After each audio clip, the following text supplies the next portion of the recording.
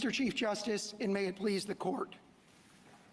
Without presidential immunity from criminal prosecution, there can be no presidency as we know it.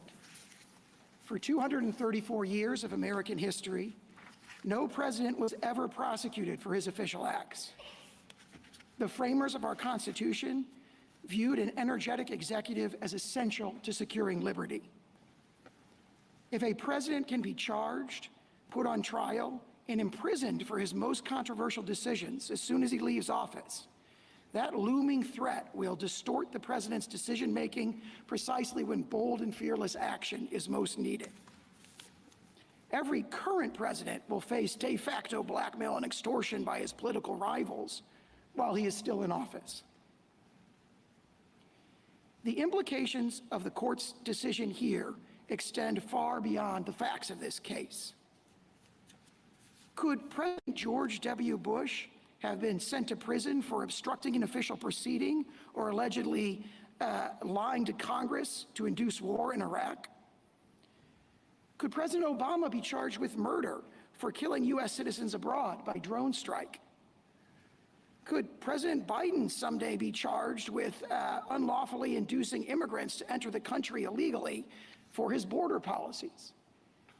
The answer to all these questions is no. Prosecuting the president for his official acts is an innovation with no foothold in history or tradition and incompatible with our constitutional structure. The original meaning of the executive vesting clause, the framers' understanding and intent, an unbroken historical tradition spanning 200 years, and policy considerations rooted in the separation of powers all counsel against it. I welcome the court's questions. Mr. Sauer, to your last point, could you be more precise as to the source of this immunity? The source of the immunity is principally in the executive vesting clause of Article 2, Section 1. And how does that happen? The source of it, Justice Thomas, I think is, as you described in your separate opinion in Civitofsky, for example, that the executive vesting clause does not include only executive powers laid out explicitly therein, but encompasses all the powers that were originally understood to be included therein. And Marbury against Madison itself provides strong evidence this kind of immunity, a broad principle of immunity that protects the president's official acts from scrutiny, direct sitting in judgment, so to speak, of the Article 3 courts. That matches the original understanding of the executive. So how exactly would we determine what an official act is? I point the court to two cases for that. Obviously, Fitzgerald against Nixon is the best guidance that the court gives, where the court adopted the outer perimeter test. And this court engaged in analysis there that's very instructive here, where it looked at the level of specificity at which the acts are described. In that case, a civil case. Here it would be the indictment. Well, what if you have, let's say, the official act is appointing ambassadors, and the president appoints a particular individual to a country, but it's in exchange for a bribe. Somebody says, I'll give you $1 million if I'm made the ambassador to whatever. How do you analyze that?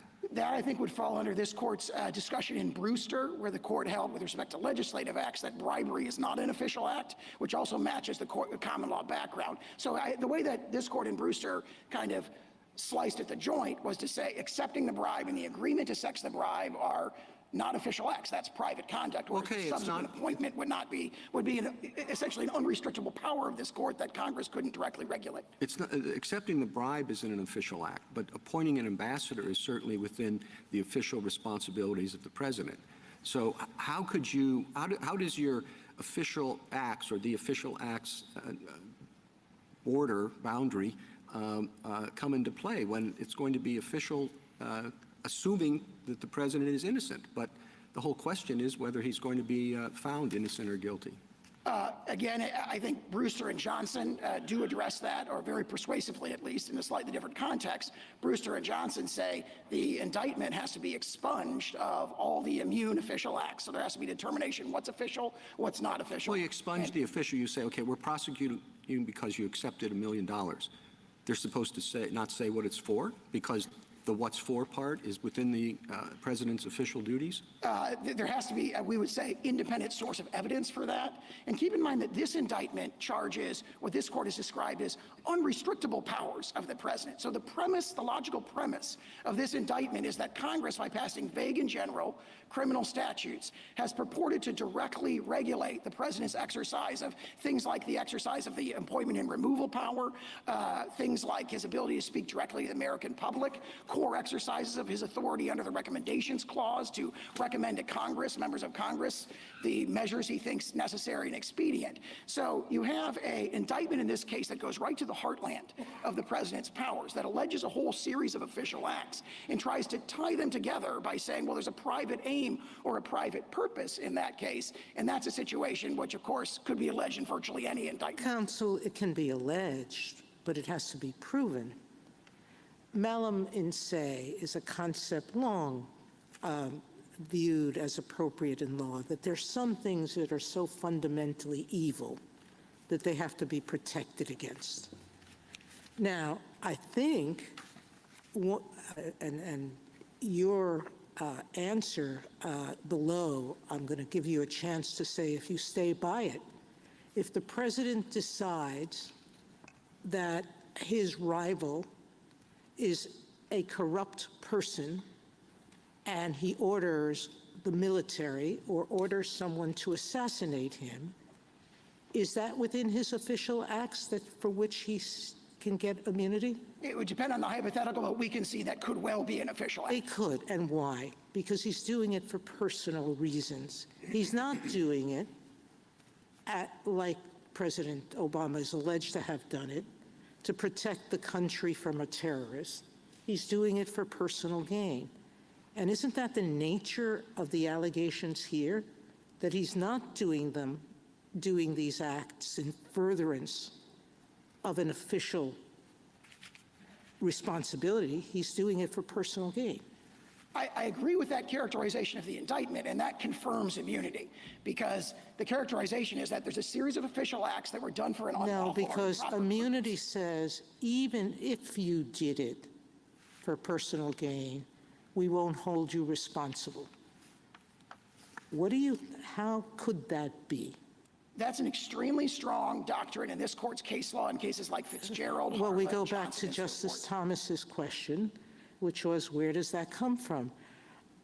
There are amici here who tell us that the founders actually talked about whether to grant immunity to the president.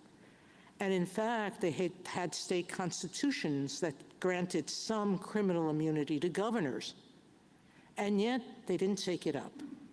Instead, they passed an impeachment clause that basically says you can't remove the president from office except by a trial in the Senate, but you can impeach him after.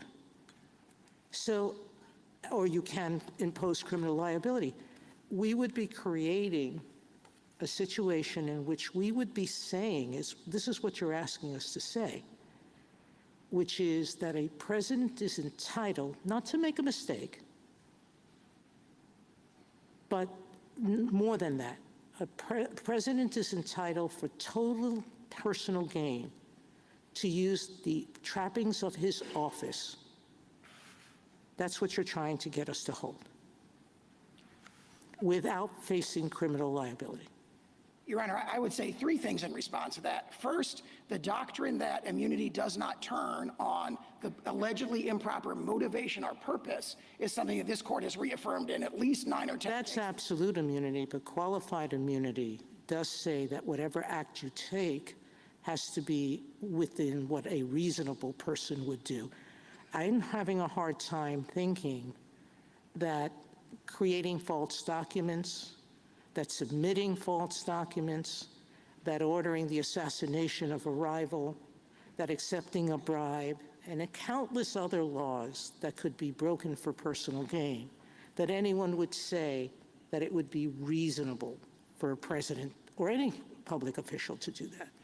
Your Honor, as this court said very persuasively in Fitzgerald, the allegation that this particular act would be done for an unlawful purpose or was unlawful could be made in every case. And therefore, if that were the doctrine, that the allegation of improper purpose is what deprives the objective act. The Honorable Court is now adjourned until Thursday, the 9th of May at 10 o'clock.